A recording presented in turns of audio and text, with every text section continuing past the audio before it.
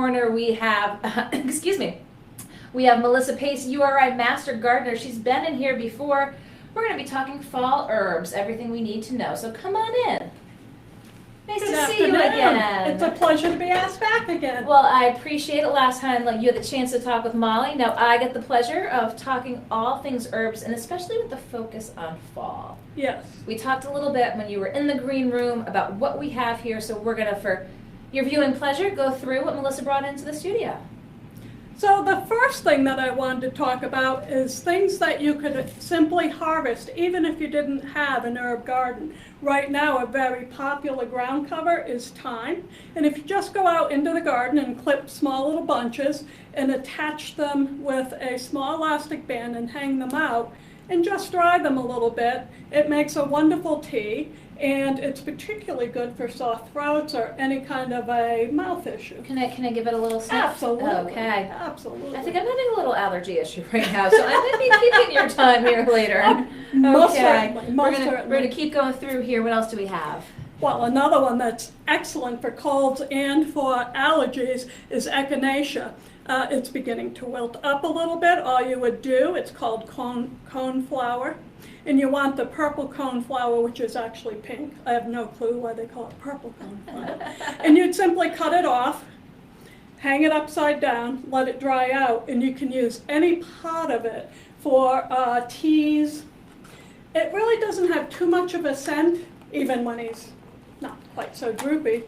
But if you simply put it in any blender, coffee grinder or a spice grinder. Echinacea ground up? Yes, this is echinacea ground up, and all you would do is put a teaspoon in a cup of hot water, and you can purchase these small strainers that sit right over a cup very inexpensively. And you have echinacea tea, which will help with colds, flu, high in vitamin C. We are getting into that season. We are. And it's so easy to, simply put this stuff aside now. So question for you. We Sure. just saw thyme and we just saw the echinacea. Mm-hmm. If someone's a gardener and they don't have these in their garden, Yep. where do you go about getting these seeds? Very easy to purchase the seeds virtually anywhere. Home Depot, Lowe's, you could get them at any local nursery. You can also purchase the plants already growing out.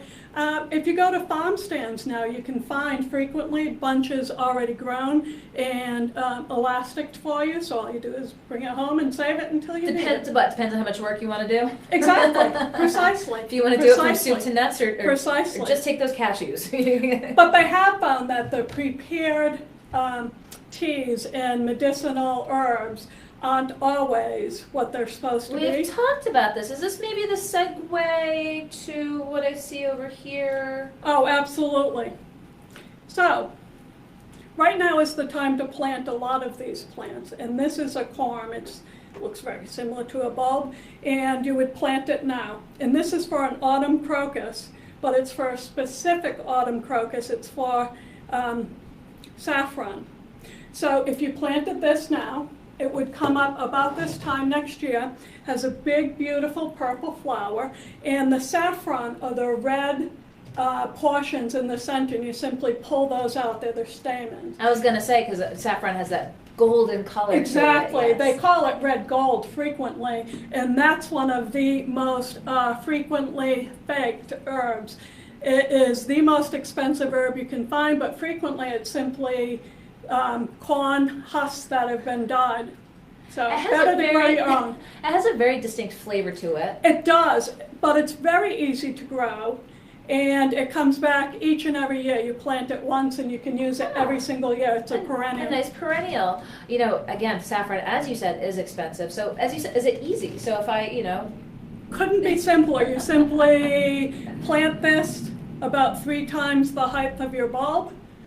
Wait for next year, but this time of year, make sure you don't disturb it if you put it into a herb garden or a vegetable garden, and it'll be ready for you next year.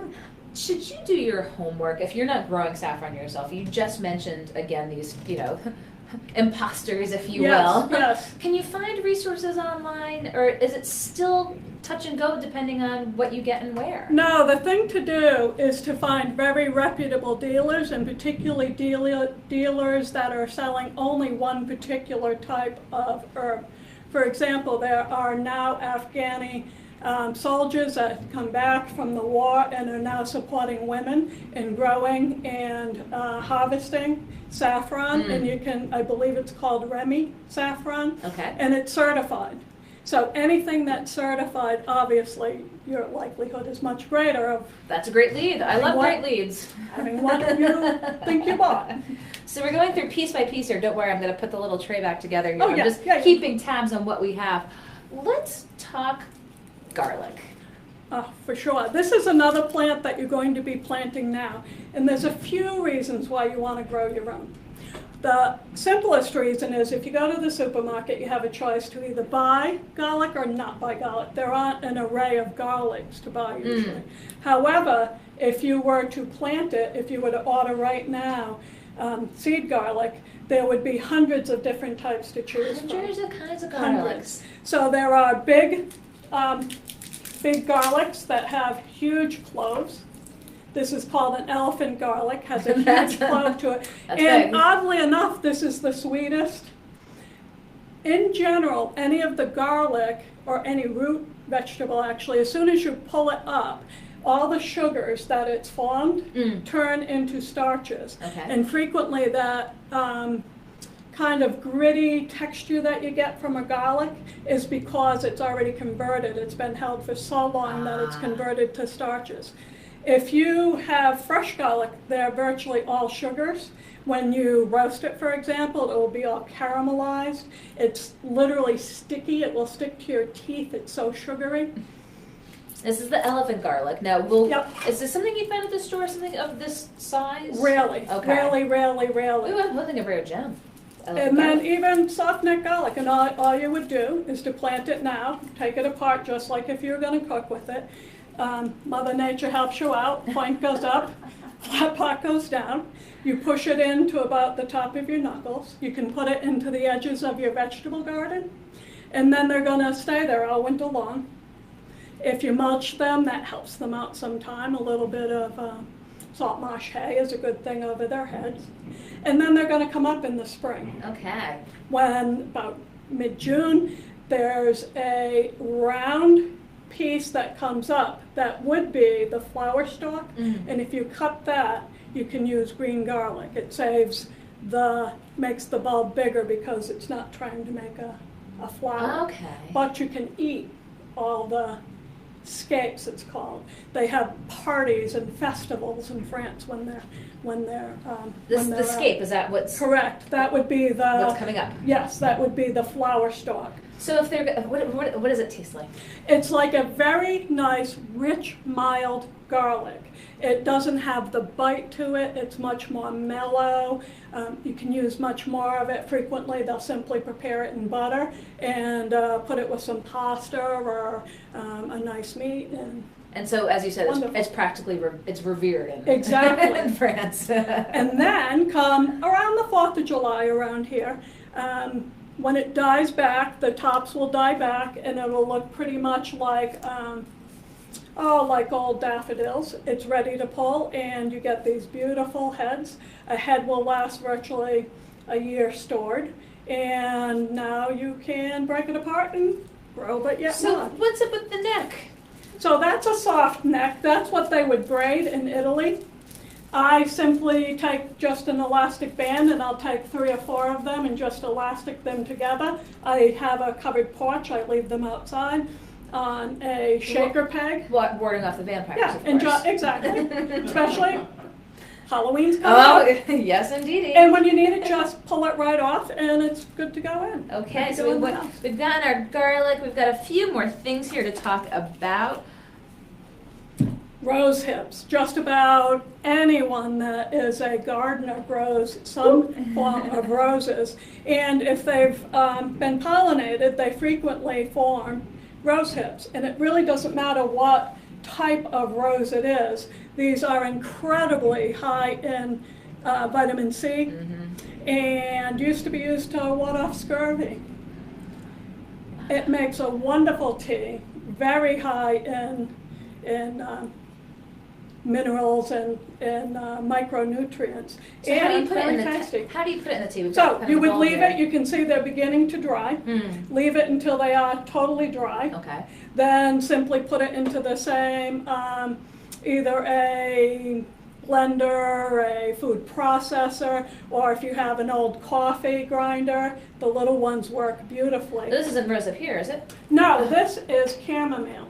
So if you Ah. do happen to have chamomile, a lot of people grow it simply for the flowers as a ground cover. Now would be the time you would pluck off all the flowers. You can also use the greenery. Hang it outside, let it dry, and again, put it either into a coffee grinder or a blender.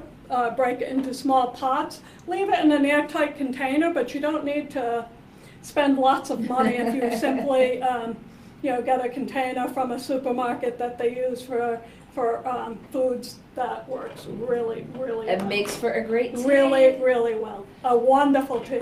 That helps with sleep issues, Yes. calming.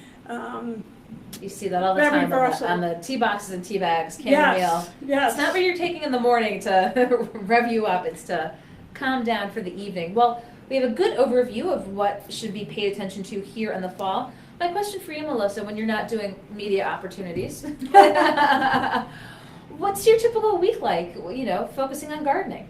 Well, I work at Mass Horticultural Society, and I teach right in the garden. Primarily, I teach children, so they would come in. We might be talking about herbs, we might be talking about insects, or could be virtually whatever is of most interest in the garden.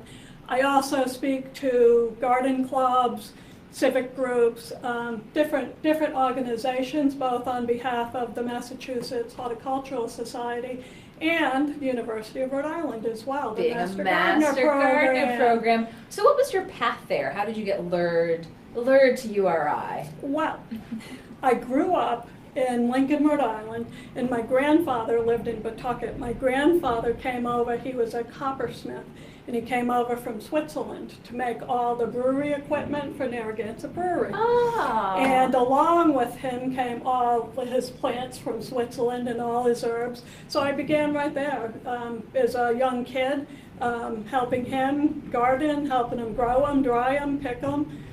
Then I went to college, had a career, and got my own house eventually, and started gardening a little bit and loved it, and talked more and more and more about it until I had to make it my profession. It is literally in your blood. Yes, yes, yes. It is literally in your blood. Yes, And yes. as we've talked about before, if you enjoyed this segment, Melissa was on with Molly a few scant weeks ago talking about herbs, and it's so much seasonal, is it not? I mean, you It you is, have to talk. absolutely. We can't talk here in September about things coming up in March.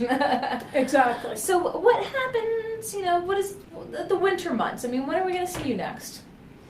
Well, frequently I will prep things. For example, I'll seed save. Right now things are so busy, I'll simply save something like a rose hip, both for use during the winter to consume, but I'll also save some for seeds. So when people should be things are- cognizant yes, of that when they've yes, got their so own when gardens. things are a little slower, there's seed saving.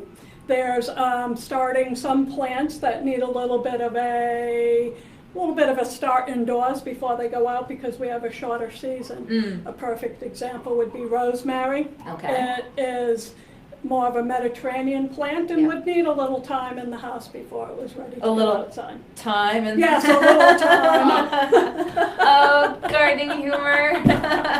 As I said, I think I do want to steal that time from you, steep it in some tea, and go to bed early.